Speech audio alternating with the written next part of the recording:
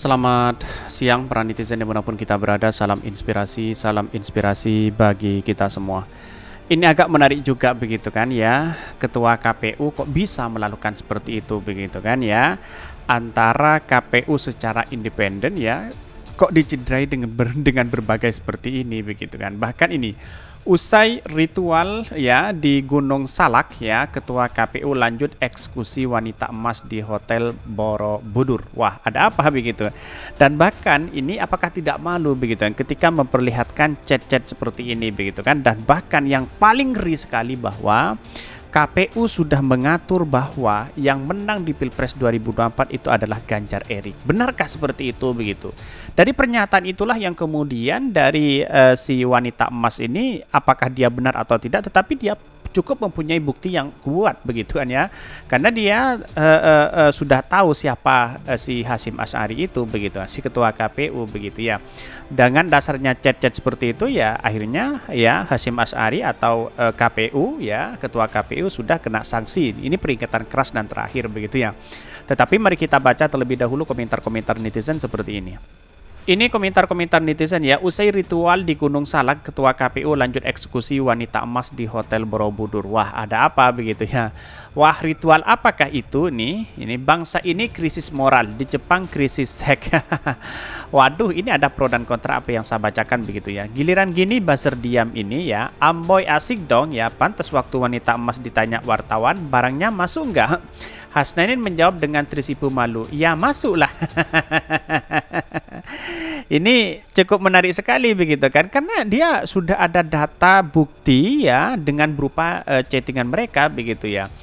Ini baru namanya lelang ya jagat ini. Pasangan ya sudah tidak layak, pecat saja. Ini moral. Ini ada pro dan kontra di sini begitu ya. Ketua KPU ya, pejabat negara lakukan perbuatan bejat ya, perilaku amoral. Kalau dia nggak mundur atau diberhentikan berarti negara kita memang sudah rusak. Karena dia hanya diberikan sanksi begitu, sanksi keras di situ begitu kan. Ini seolah-olah mencederai bangsa kita begitu. Apa namanya, dari statement inilah yang kemudian apakah KPU sekarang independen? Itu yang menjadi pertanyaan hari ini begitu. Saya rasa dengan kasus-kasus seperti ini, apakah bisa menindaklanjuti ya atau bisa ditindak ya sebagai Bawaslu kepada KPU begitu. Saya rasa ini harus diawasi begitu. Ya kalau sama-sama apa namanya pilihannya rezim ya tentu ya tahulah situasi dan kondisinya begitu ya. Bahkan ya keyword ritual di gunung, eksekusi di hotel, terus ono apa mi ya, ini bahas pemilu atau apaan sih aku nanya. Bahkan ya ini nganu ya, seorang koruptor ya, pezinah. Wah, ini banyak sekali ada pro dan kontra begitu ya. KPU, hai anggota KPUD ya seluruh Indonesia, apakah kalian tidak malu dipimpin orang yang sudah cacat secara moral? Apakah kalian masih percaya pada orang yang moralnya ambruk? Bagaimana menurut kalian? Ini sudah diputuskan kemarin ya ke Dewan begitu ya. Tetapi hanya diberi kritikan keras, peringatan keras ya, dan terakhir ya. Ya, pada hakikatnya situasi dan kondisi ini ya, kenapa wanita emas masih membuka itu ya? Karena memang dia tidak lolos ya. Kalau dia lolos pasti dia tidak mau menceritakan itu begitu ya. Mungkin tertarik berita ini, ketua lembaga pemilu terlibat skandal, nggak mundur-mundur karena nggak punya malu. Ya bisa jadi seperti itu begitu. Kok bisa ada yang tahu sih apa di kuntit parpol ya, apa neng wanita emas yang nyanyi? Betul, wanita emas yang nyanyi begitu kan. Karena dia parpolnya tidak lolos ya. Mungkin ya dengan berbagai spekulasi ya, dengan berbagai alasan ini mau diloloskan atau apa, akhirnya dikasih semuanya begitu kan ya. Bisa saja seperti itu begitu ya. Ritual apaan ini? Kenapa ya masih naif sekali ya berita ini ya, terkesan semua informasi tersedia dan kolom berita di banyak platform ya. Kalian nggak curiga apa ini disengaja disetting biar 2004 mundur pemilunya? Ya nggak juga, karena situasi sudah tahu siapa mereka, si Hasyim Asy'ari terus si wanita emas begitu kan ya. Tetapi mari kita baca terlebih dahulu beritanya seperti ini. Ini beritanya ini agak menarik begitu kan. Usai ritual di Gunung Salak ya, Ketua KPU lanjut eksekusi wanita emas di Hotel Borobudur. Benarkah seperti itu? Ya, mari kita baca. Dikutip dari Gelora, kasus dugaan pelecehan seksual yang menyeret nama Ketua KPU Hasyim Asy'ari ya akhirnya terungkap. Peristiwa itu disebut-sebut dialami oleh Ketua Umum Partai Republik 1 yakni Hasnaini alias wanita emas ya. Adapun ya dugaan perbuatan mesum yang dituding dilakukan oleh Ketua Umum Hasyim Asy'ari ditangkap ya atau diungkap ya dalam sidang Dewan Kehormatan Penyelenggara Pemilu atau DKPP. Itu sudah dijelaskan di DKPP begitu.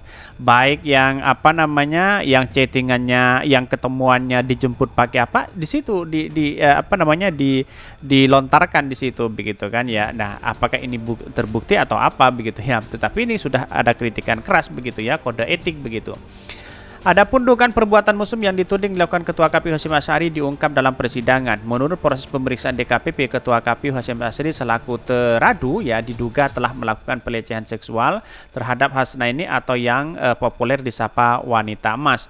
Bahkan ia menjelaskan bahwa peristiwa pertama terduga ya teradu Ketua KPU diduga melakukan pelecehan seksual terhadap ya pengadu wanita emas pada 13 Agustus 2022 pukul 22 di ruangan Ketua KPU di Jalan ya Imam Bonjol nomor 29 Menteng Jakarta Pusat.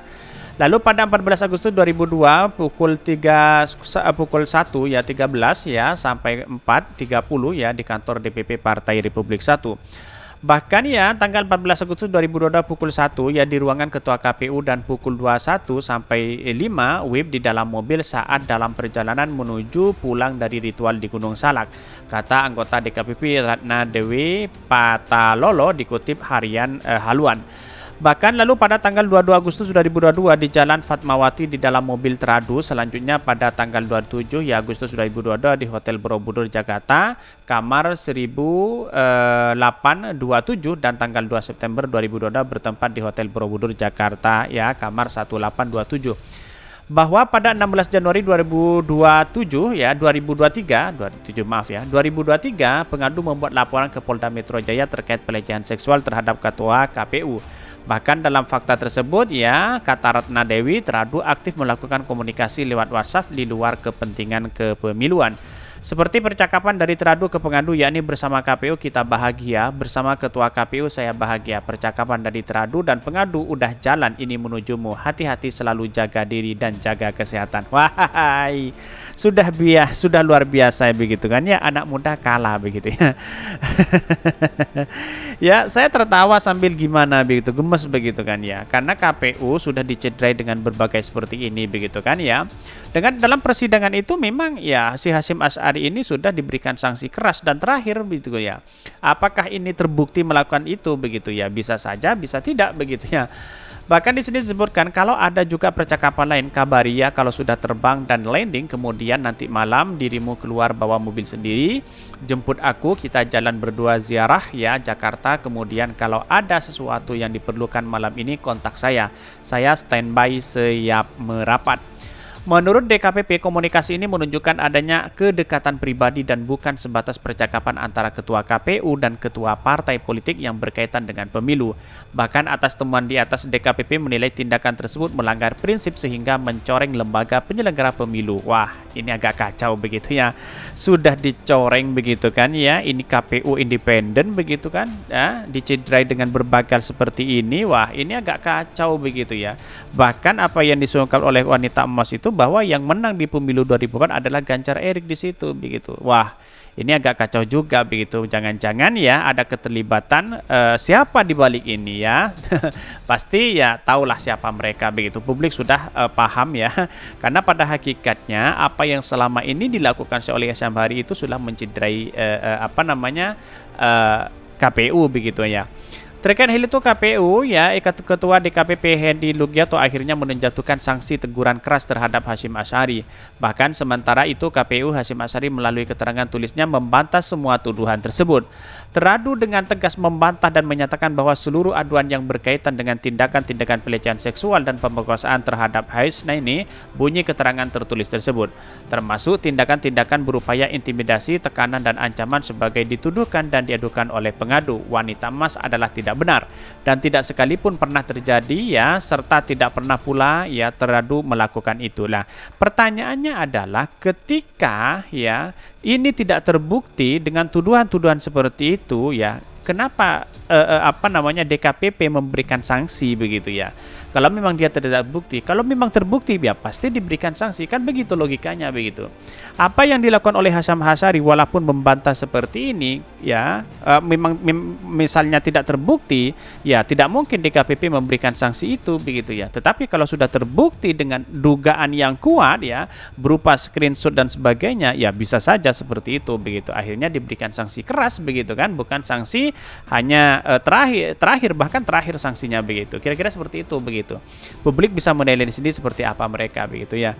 Mungkin itu yang kami sampaikan. Tonton terus channel Hodari Podcast Rakyat ini, kan ada berita-berita menarik dan viral setiap harinya. Salam para netizen, salam inspirasi bagi kita semua. Jangan lupa di subscribe channel YouTube Hodari Podcast Rakyat ini.